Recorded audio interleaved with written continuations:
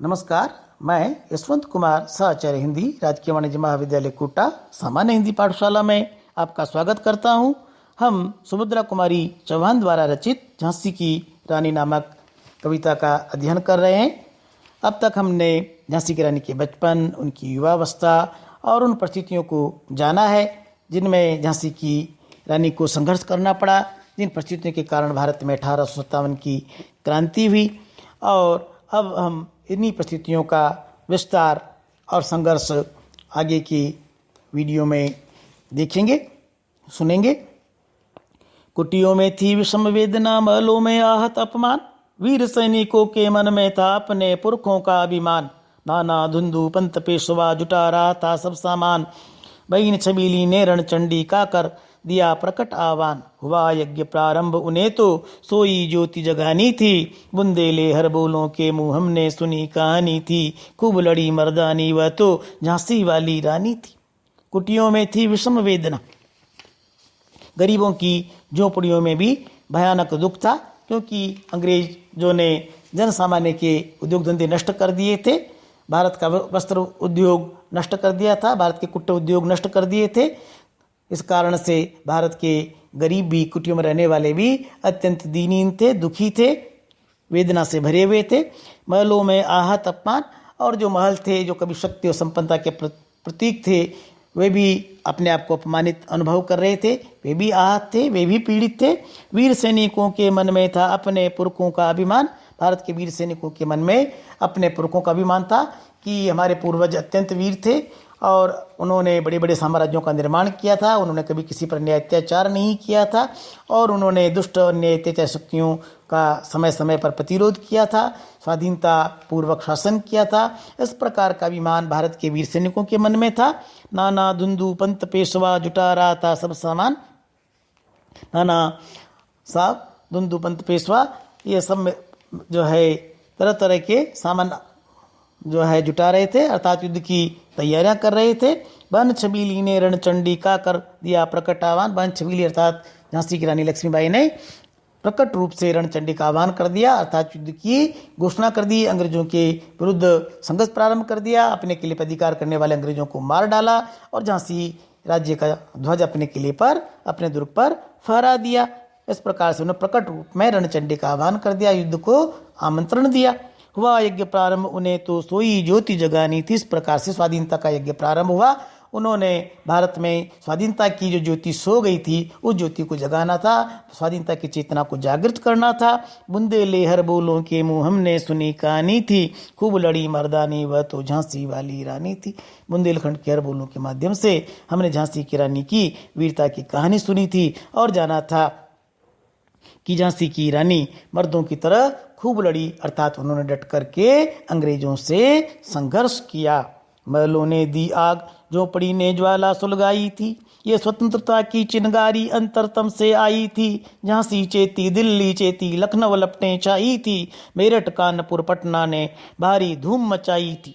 महलों ने दी आग, झोपड़ी ने ज्वाला सुलगाई थी। महलों ने आग दी, अर्थात महलों से क्रांति का प्रारंभ हुआ। झोपड़ी ने ज्वाला सुलगाई थी और जन सामान्य ने भी बढ़ चढ़कर उस आज़ादी की लड़ाई में भाग लिया, अर्थात आज़ादी की ज्वाला प्रचंड प्रबल होती चली गई। उसमें राजा, सामंत और जन सामान्य सभी सहभागी हुए, सबने अपनी स्वाधीनता के लिए संघर्ष किया। ये स्वतंत्रता की चिंगारी अंतरतम से आई। स्वाधीनता की ये जो चिंगारी थी, ये हमारी आत्मा के भीतर से, हमारे हृदय के भीतर से प्रकट हुई थी। हमने अपनी स्वाधीनता का मूल्य पहचान लिया था, इसलिए सारा भारत स्वाधीनता के लिए लड़ रहा था। झांसी चेती, दिल्ली चेती, लखनऊ लपटें छाई थी। झांसी में स्वाधीनता की चेतना उत्पन्न हो गई थी, दिल्ली में भी स्वाधीनता की चेतना उत्पन्न हो गई थी, लखनऊ में भी स्वाधीनता की लपटें छा गई थी, अर्थात वहां पर भी स्वाधीनता संग्राम प्रारंभ हो गया था। मेरठ कानपुर पटना ने भारी धूम मचाई थी। स्वाधीनता की चेतना ने मेरठ में, कानपुर में, पटना में भारी धूम मचाई, अर्थात वहां पर भी अंग्रेजों के विरुद्ध विद्रोह हुए और अंग्रेजों के सैनिक दलों को, सैनिक ठिकानों को नष्ट कर दिया गया। जबलपुर, कोल्हापुर में भी कुछ हलचल उकसानी थी, बुंदेले हर बोलों के मुंह हमने सुनी कहानी थी, खूब लड़ी मर्दानी वह तो झांसी वाली रानी थी। जबलपुर में, कोल्हापुर पुर में भी कुछ हलचल उकसानी थी, अर्थात वहाँ पर भी स्वाधीनता की चेतना प्रारंभ करनी थी। बुंदेले हर बोलों के मुँह हमने सुनी कहानी थी, खूब लड़ी मर्दानी वह तो झांसी वाली रानी थी। बुंदेलखंड के लोक गायकों के माध्यम से हमने झांसी की रानी की वीरता की कहानियां सुनी थी और जाना था कि झांसी की रानी ने अंग्रेजों के विरुद्ध जमकर लोहा लिया था, संघर्ष किया था। इस स्वतंत्रता महायज्ञ में कई वीरवर आए काम, नाना धुंधु पंत तांतिया चतुर अजीमुल्ला सरनाम, अहमद शाह मौलवी ठाकुर कुंवर सिंह सैनिक अभिराम, भारत के इतिहास गगन में अमर रहेंगे जिनके नाम, लेकिन आज जुर्म कहलाती उनकी जो कुर्बानी थी। बुंदेले हर बोलों के मुंह हमने सुनी कहानी थी, खूब लड़ी मर्दानी वह तो झांसी वाली रानी थी।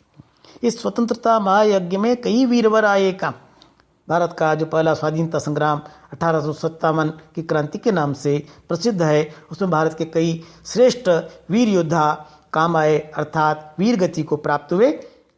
जो योद्धा वीर गति को प्राप्त हुए वे हैं नाना धुंधु पंत तांतिया टोपे, चतुर अजीमुल्ला सरनाम चतुर सिंह और अजीमुल्ला जो अत्यंत प्रसिद्ध हैं वे, अहमद शाह मौलवी ठाकुर कुंवर सिंह जो श्रेष्ठ सुंदर सैनिक हैं, भारत के इतिहास गगन में अमर रहेंगे इनके नाम।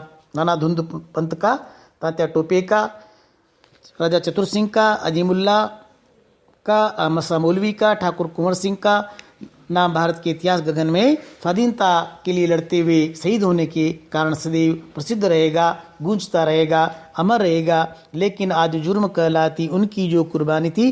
अंग्रेजों के शासनकाल में 1857 की क्रांति के नायकों के बारे में चर्चा करना, 1857 की क्रांति के बलिदानियों के विषय में बात करना जुर्म कहलाता था। उसी की बात यहाँ पर कही गई है कि उन महान सैनिकों का, योद्धाओं का, नायकों का बलिदान अंग्रेज शासन में जुर्म कहलाता है।